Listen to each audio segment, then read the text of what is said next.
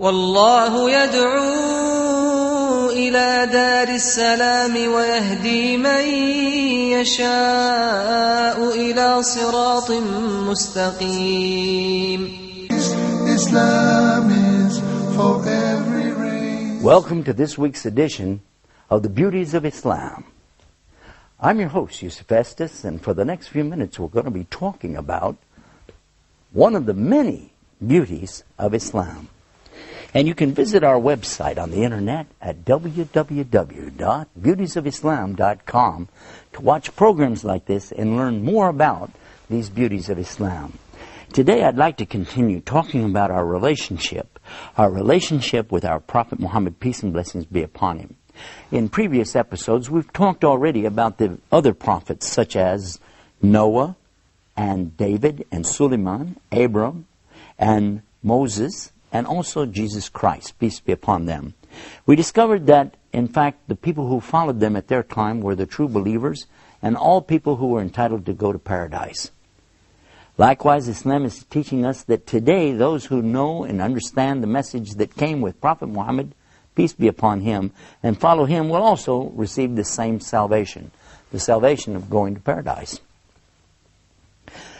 Along the way, what we discovered was that there are even details of our lives that are found in the Sunnah.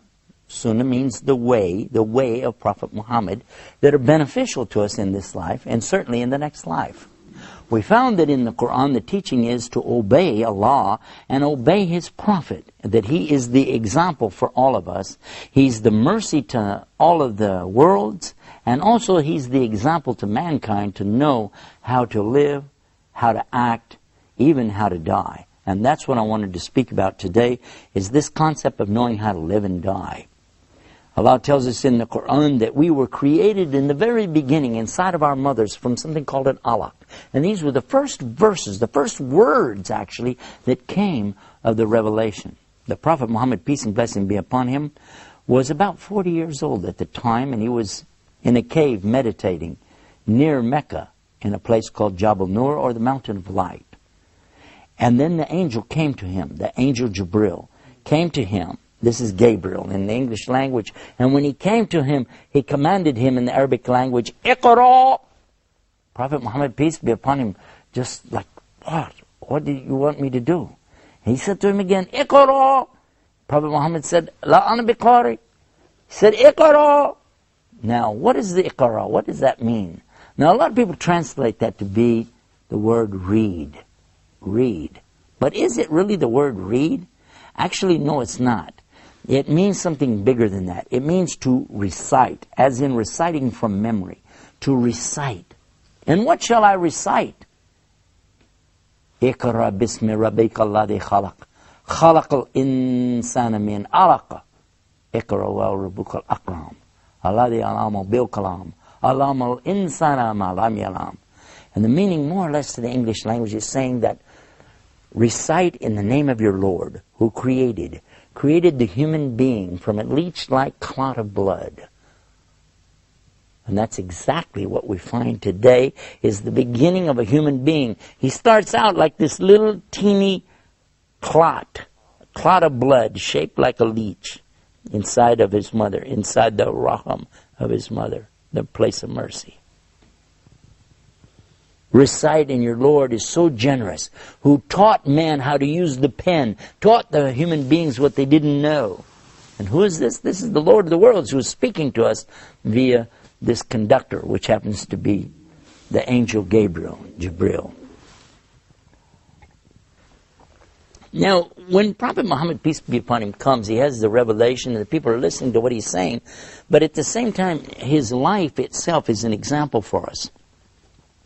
Consider this. Here are some of the things that he lived. He could preach if he wanted to, but how about live it? So many times we hear people talk the talk, but we don't get to see them actually walk the walk. We hear preachers, for instance, today telling us about not having sex until marriage, and then we find out some of these preachers themselves are doing these things. Now, what kind of an example does that set for our youth? Certainly not anything I'm impressed with. You either. We hear people speaking about a lot of things, but they don't live up to it. The Prophet Muhammad, peace be upon him, on the other hand, I want you to listen to this. He never ever even had a date with a girl, much less even kiss any girl, until he got married at the age of 25 years old. He himself was a virgin, and he married a lady who had been a widow. Her name was Khadija radiallahu anha. That means, may Allah accept from her. She was the first to believe in him as a prophet, and she was the first to support him in his efforts as a prophet. And do you know he was married to her for all those years until she passed away, and he never even looked at another woman. So much so that this is one of the parts, it's a good example for us as men, Muslim men today, that we don't consider anything other than marriage to a woman, and when we're married to her, we don't consider anything else with any other woman. And that's the teaching of Islam, but he lived the example to show it to us. People often want to criticize our Prophet Muhammad and talk about, well, he had so many marriages. But in reality, I'm going to tell you something. It's not like marriages that people think about today. Today, marriages are a matter of convenience to people to get what they want for themselves, their own gratification. It's true. And a lot of people don't even bother to get married to get their gratification, and you know what I'm talking about there. But in Islam, it was always forbidden, and still forbidden today, for a man or a woman ever to have a relationship outside of marriage. If a man is married, he can have all the relationship he wants with his wife, and she with her husband, as much as they like, within certain limitations. How beautiful that relationship is. But never, even as a joke, should Muslims even consider something about doing anything outside of marriage. And Prophet Muhammad, peace be upon him, was the best example. Now let's talk about his marriages. He only had one wife until she passed away. And then he took a wife who was an older woman that other people maybe didn't want to marry her. She was a very big lady, but he married her. He married a woman who was very old, beyond the age of even having a desire for men, but she needed somebody to care for her, to take care of her, be responsible for her, and he accepted that responsibility. He was offered the marriage of his best friend.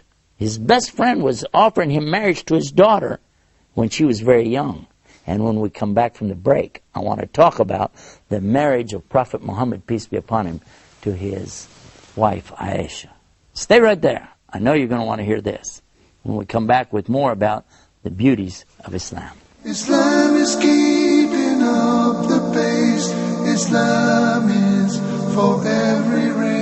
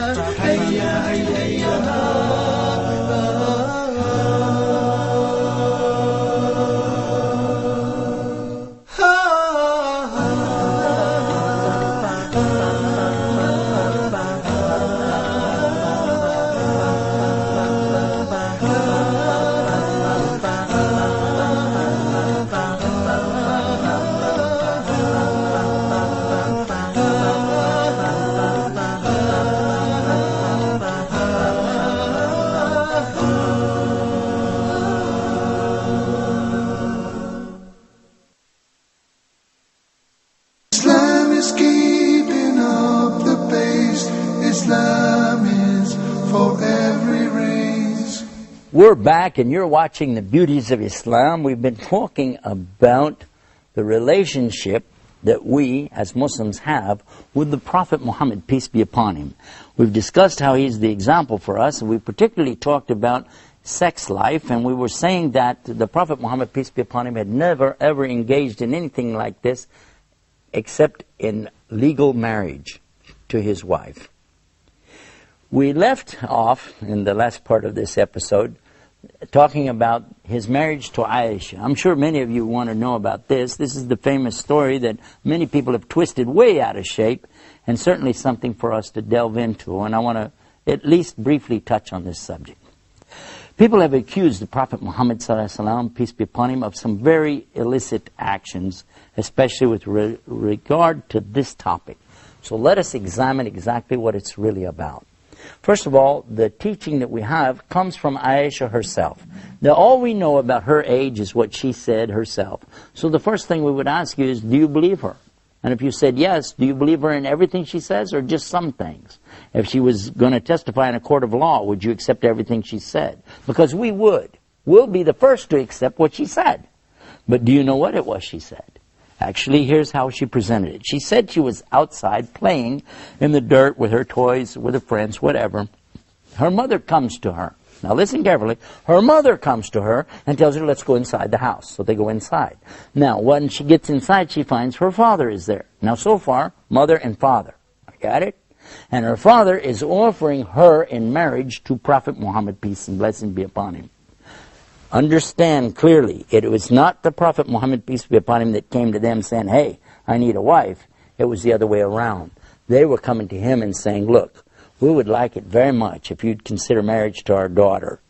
Because this was known to be a custom of the tribes at that time to offer their young daughters, even when they were first born, to offer them in marriage. That when the child is old enough, take the child and that's your wife. But what we found in Islam is something amazing. In chapter 4, verse 19 of the Quran, Allah clearly says, O you who believe, you do not inherit women against their will. So women could no longer be married off without their own consent, and it's not considered that a young girl 6, 7, 8, 10 years old is old enough to make such a choice. Not until she reaches the age of puberty and she has the full mental capacity and maturity to make that decision. That's what we learned from this example. Because guess what? In the rest of the story, she said she went back outside to play. Now, how could anybody get anything out of that except the clear message that they didn't get married at that time? Because she did go back out to play. Now, there's another hadith or story that comes, then she again tells us she was older. This is another example of not understanding correctly, and many people don't. Maybe some Muslims don't either. But it's clear this was another occasion because she's older now. And now her mother again comes to her, takes her inside, and her father is again offering her in marriage to Prophet Muhammad, peace be upon him. And guess what? At this time she was old enough, mature enough, and old enough to have children, and she made the decision herself to accept that her father was offering her in marriage, and she said yes, she would like to be married to Prophet Muhammad, peace be upon him. If I stop there, that's sufficient for you and I to realize that this is not a story of something bad. It's a story of something good. Because look at this.